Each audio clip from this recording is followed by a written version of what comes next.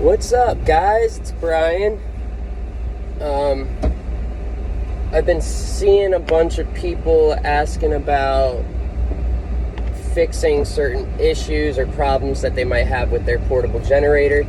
So I decided to make a video going over the most common issues and what I would want you to check from what I've gathered over the years, what is the most common fix to those problems. So first of all, and we're going to just talk about some do's and don'ts. So when you're running your generator and it's running, do not ever switch it from 120 volt to 240 volt or 240 volt to 120 volt while it's running. Always turn the unit off if you're going to switch it. The only reason you would ever switch it would be to go from 120 to 240, because 240 is 120 also. So you would only do that if you had a 240 volt appliance or something that needed 240 volts. But don't ever do it while it's running. Don't ever switch it. So let's say that your generator's running. It's been running for a couple hours and it just randomly shuts down. And you go out there and you try and crank it and you try and pull the starter, the pull rope. You try and turn the starter with your electric start. It cranks and cranks and cranks and it doesn't start. The first thing I would do, especially knowing that it had been running for the last couple of hours, is check the oil level. Almost all of them nowadays at least have a low oil shutoff basically. So there's a switch or a sensor. It's a switch. Basically when it gets below a certain point, it goes from like normally open to normally closed or vice versa, and it basically it shuts off the ignition coil going to the spark plug, and it won't allow spark anymore because it doesn't want you to damage the engine because of how low the oil level is. So always check that first. If your engine's been running, your generator's been running for a couple hours and it just shuts off and it won't start again, check your oil level first. Second, if your oil level's filled, check your gasoline. Make sure that that's not empty. Check to make sure that the gasoline, the petcock valve for your gas is not off somehow. Maybe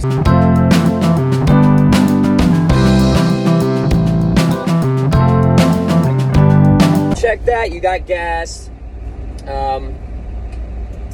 The gas is open. Next, so usually when you're starting your generator for the first time, what do you do with the choke? You'll put it all the way to the left, right? You'll close it, basically. And,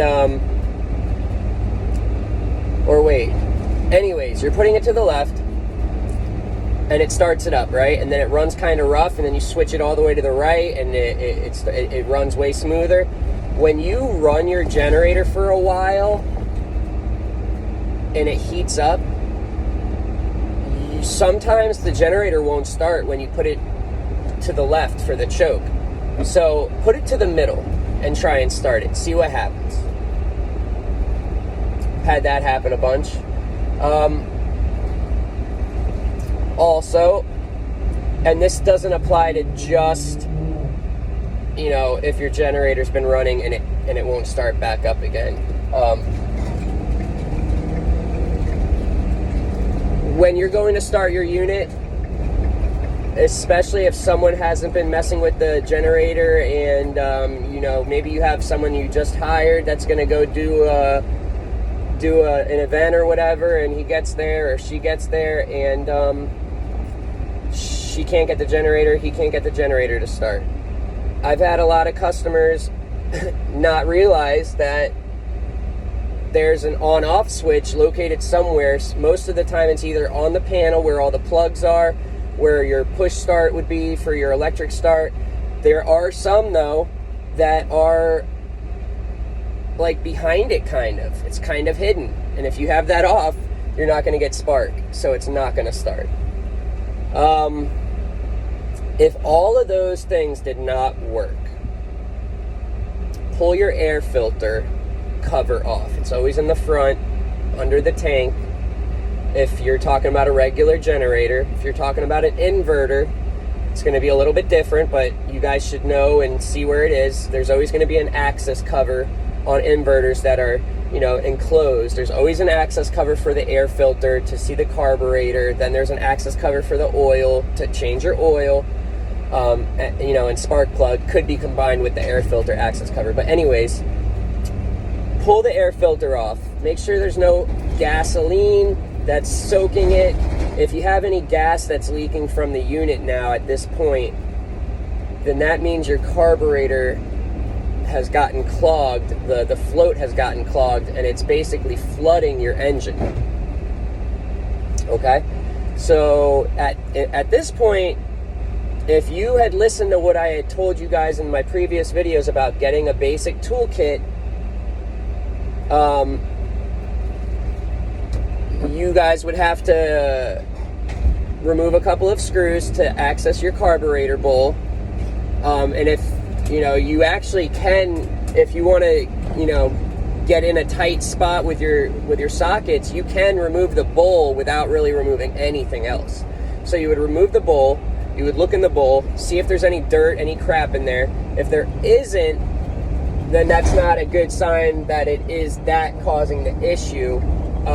Make sure you turn your fuel petcock valve off before you mess with the carburetor bowl, because it's going to just start dripping fuel. So you have your fuel petcock valve off. You take the bowl out. There's fuel. There is going to be fuel, so it's going to make a little mess. Make sure you have some rags, whatever. And you pull the bowl off, and you see the white float. It's like a little weird circle. It's a little, I don't know how to really explain it, but it's usually white, or it might be tan, and it's basically an enclosed circular shape that's kind of like it's blown up a little bit, like there's air inside of it to help it float on the gas, because that's what it does. The gas will fill up in the bowl, and then that float will raise up, and it'll actually shut off the fuel from keeping. It'll stop the fuel from coming in once it's filled up, so that it doesn't flood the engine. So what I would want you to do is, you see the float, you push up and down, it goes up, you let go, it drops down, you push up, it goes up, drop down. Okay, cool, it's moving freely. Then turn your fuel petcock valve on, and before you turn that on, hold the float up, keep it up, turn your fuel on, and then let go of the float, and see if fuel starts dripping out. If it does, cool, push back up on the float, turn your fuel petcock valve back off, let go of the float, a little bit of fuel is going to drip out, and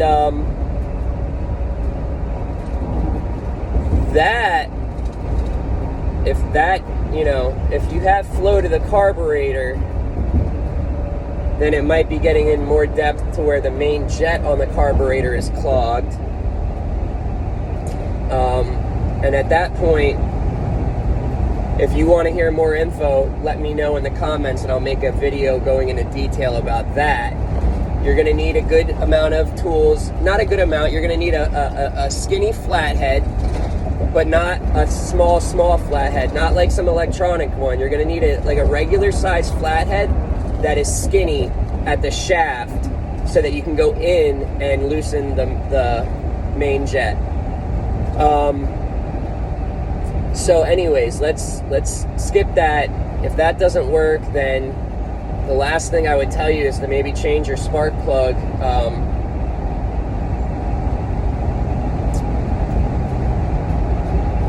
Or something else internally. Maybe your ignition coil's bad, who knows.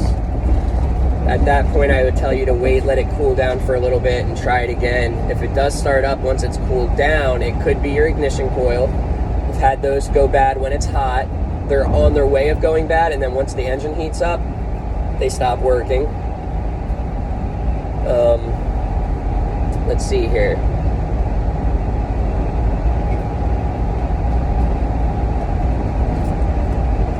If you haven't used your generator in a while, this usually won't apply to you guys, but if you're storing your generator for months and months and then you go to take it out and you have that fuel in there, sometimes condensation will form and a layer of water will be underneath the fuel, and that'll start going to the carburetor, and obviously water doesn't ignite, and that could be an issue. And the way to check that is to drain some of the fuel out, go to where the tank is, you'll see a hose, take the hose off and fill up a water bottle about this much of fuel and let it sit for 5 minutes, and you'll see that if there's water, the water will be on the bottom and the fuel will be floating on top, and you will clearly see it. If you don't see any of that separation and it's just the color of gasoline, then it is gas. It still could be bad if it's old fuel.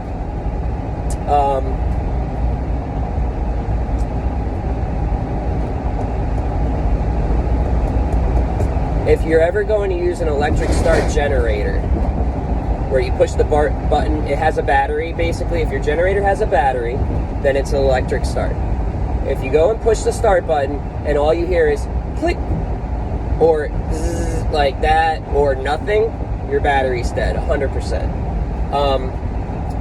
That's if you hear a click or some noise. If you don't hear anything, it could very well be either the starter, the solenoid for the starter, but 90% of the time it's going to be your battery. And I guarantee you the reason why that is because you are not using a battery tender or a trickle charger, which you absolutely need, unless you don't mind buying a battery every 6 months or even less. If you hook up your trickle charger whenever you go home and you're done your events and you're storing your food truck at a location with 120 volt regular shore power, plug your trickle charger in and put the alligator clips on the battery, the positive to the positive, the red to the red, black to the black. If you do that every single night when you're not using it, your battery should last you 3 to 5 years. If you do not use a trickle charger, your battery will not last you more than 3 to 6 months. And if you use your generator a lot, it might not even last you a month, because generators do not charge the battery. Generator engines do not charge the battery like a car would, a truck would, a big generator would, because it has an alternator, a DC alternator, which is used for charging accessories, powering accessories, and the battery. On your car, you have a DC alternator, 100%. Every single car has one. If it didn't, it would drain the battery and you wouldn't be able to go anywhere. So people think, now you might have some weird charging rectifier or something, but that's like 10% of the generators have that. 90% of your generators need a trickle charger hooked up when you're done using it, when you're storing it. I'll put one in the link, which is a very good one. It's only 30 something bucks. It's made by NOCO, the 1 amp trickle charger. It's a smart charger. You can leave it literally, if you weren't going to use your generator for 5 years, you could leave it hooked up for 5 years, and it will not ruin the battery, it will not blow up, it will not catch fire. It has temperature compensation, and it has obviously voltage detection, so when it charges it up to a certain level, it basically turns off, lets it redrain itself back down. Once it gets to a level down, a low voltage level, it'll kick back on. But yes, so if your battery, if it is your battery and you hear a clicking noise or a weird, it makes a weird noise when you're trying to start it, it's your battery. And in that case, obviously, you're going to have to use the pull cord. Make sure that your switch, the rocker switch for where you would turn your power, electronically with the battery, make sure it's in the middle position and not in the off position, or the pull start won't work.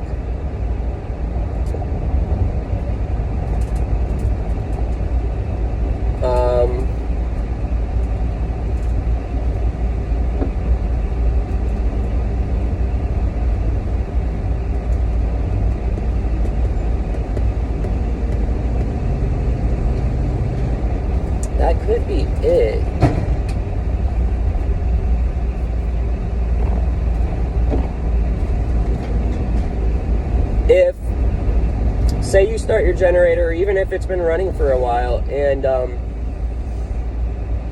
it turns off, or your lights go out, it's not powering anything anymore. It's running, or it's not running, but say it's running and you don't have anything, it's not powering anything anymore. What you're going to do is, if you're lucky and you have a screen that shows you your hertz, your voltage, and your hours, if you can see voltage on that screen and it's saying 120 or 240, then your issue is going to be the outlet that you have your cords plugged into on your generator, or the 30 amp plug, 50 amp plug.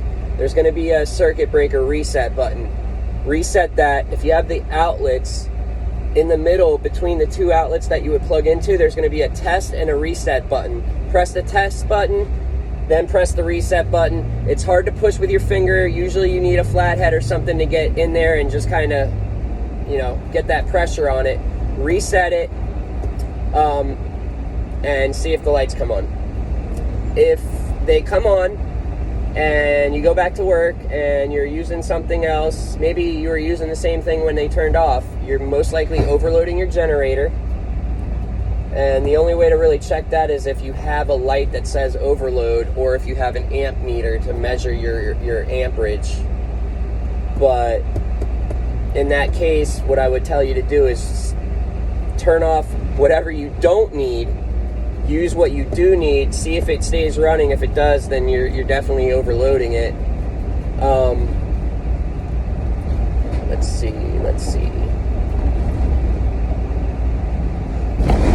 Let's say you go to start your generator. These can all happen either if it hasn't been running and it's the first time, or even if it's been running somehow. It's weird. Say you go to start your generator, you turn your fuel petcock valve in the on position, and you start noticing fuel dripping out near your air filter box, or even the carburetor. It's just fuel's leaking from around there. This is pertaining to your air filter box. If you see fuel dripping from your air filter box, take the air filter cover off, take your air filter out. If it's soaked in fuel, then the float is stuck. So I went over that. Okay.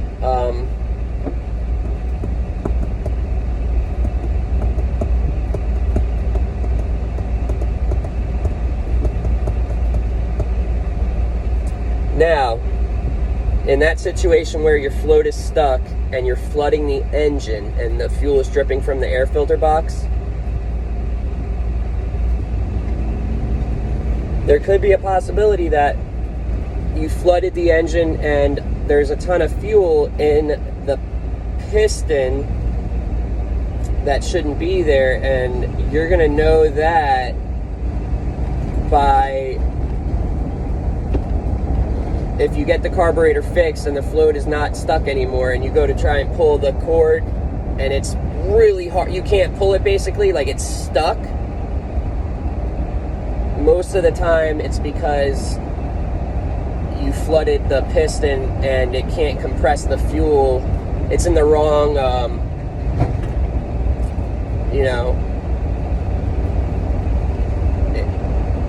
it's not able to ignite the fuel, and it's creating a ton of pressure. So in that case, you're going to have to take your spark plug out. When you remove the spark plug, take the spark plug boot off, take your spark plug out, and with the spark plug out, pull the cord. Now, if there's nothing internally wrong with your engine, it will spin, and you'll see a ton of liquid gas come out of the spark plug hole. Pull it a bunch of times, make sure there's no more liquid coming out of the spark plug hole. Once it's good and there's no more fuel coming out, put the spark plug back in, put the spark plug boot back on, make sure your gas is on, make sure there's no leaking, make sure there's nothing coming out of the air filter box. Go ahead and try and crank it up. Should start up. Also, if that does happen, wipe the end of the spark plug that not where you would put the boot on, Not the part that you see sticking out, but the part that screws into the engine. Wipe that whole thing off, because that's going to be wet. And you don't really want it soaked. It's going to create a deposit on there over time. So try and do that. Now, say you pull the spark plug and you try and pull you pull the pull start to try and start the engine, or turn it over, is the correct term, and it will not budge. If you can feel that you can kind of pull it but not really, then you know your pull cord is good. Sometimes the pull cord gets jammed. So look at that, look that over, make sure that the string didn't come off the spindle basically, and it's not jammed. If it is not jammed, then you got major issues. More than likely, something internal in your engine is messed up, and it's not good.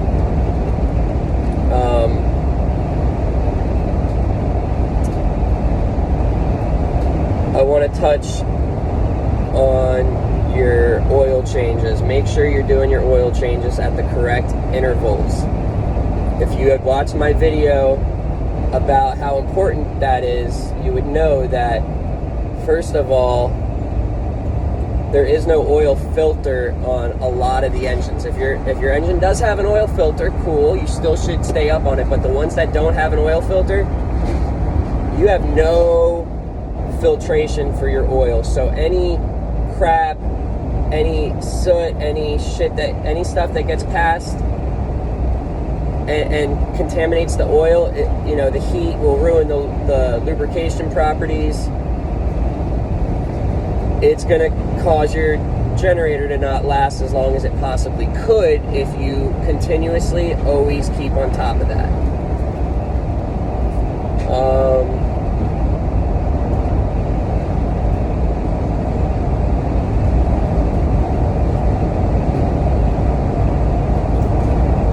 Say you go to turn on your generator, or it's been running and you're not getting power anymore, everything turns off, or you turn it on and nothing works from the beginning. The only things that it could possibly be are the actual alternator, which is what produces the power, and I'm not talking about the DC alternator that I mentioned earlier that are on cars that charge the battery. I'm talking about the main alternator, which is behind the engine, and it's the circular or square thing that's sticking out a tad bit. There's only two parts. There's the engine, and then there's the alternator. So either that's bad, your voltage regulator's bad, your brush rings are bad, your brushes are either worn out or they got stuck and they're not touching the slip ring, meaning it's not transferring the voltage to the wires back to the outlet, back to your appliances that you need powered. So that is all basically located on the opposite side of the engine, aka opposite side of air filter, carburetor, and pull cord. And usually it's 2 bolts, sometimes it's like 4. Pull that cover off and you will see, usually you'll see the half moon AVR, you'll see a square AVR, automatic voltage regulator, aka capacitor on the small ones. Examine that, make sure nothing's kind of burnt or discolored or expanded in a way. Sometimes when a capacitor is bad, and the capacitor is that cylinder looking black thing that you will see on circuit boards a lot, it'll be exploded. Not exploding as in like a part, but it'll be like ballooned basically. And if you see that, then your capacitor is most likely bad. If nothing looks bad on that, which doesn't mean it's still not bad, look at the brushes you would want to do, and they're held in place by like 1 or 2 screws. Obviously you're not doing this while the engine's running. Make sure the engine's off before you even pull that cover off to look at your AVR. And so, like I said, if there's no power and on your screen your voltage hurts our screen, it doesn't say any voltage, then cool, then that's where you need to be. Now, if you do see voltage there, like I said, it's going to be your receptacles 99% of the time, or the circuit breaker is bad. You know, it tripped, you got to reset it, or the receptacle is just burnt out. So you pull your brush out and you look at it, make sure that they're both about evenly worn. One will be a little bit higher than the other because it's at an angle in a way. And if you pull it out and you see it's burnt, maybe it's stuck, you push on it, it doesn't go in and out, then you know you got to replace that. And if all that looks good, even though it looks good, it might not be good. And this is getting past all your guys' ability. You would need to measure the resistance on the alternator itself and check.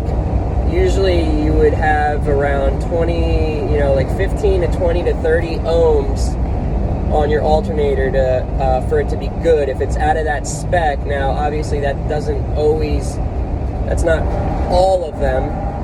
You'd have to check with the manufacturer and get the specs.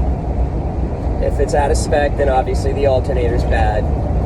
And that can happen from the heat, from just elements, from usage. And in that case, you're probably just going to have to buy a new generator. It probably won't be worth it to buy an alternator and have to rewire it and rehook it up and take it apart, rehook it up to the flywheel of the of the engine.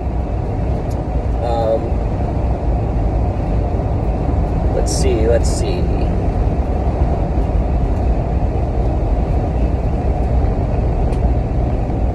That's about it for right now. I'll try and think of some more stuff and make another video.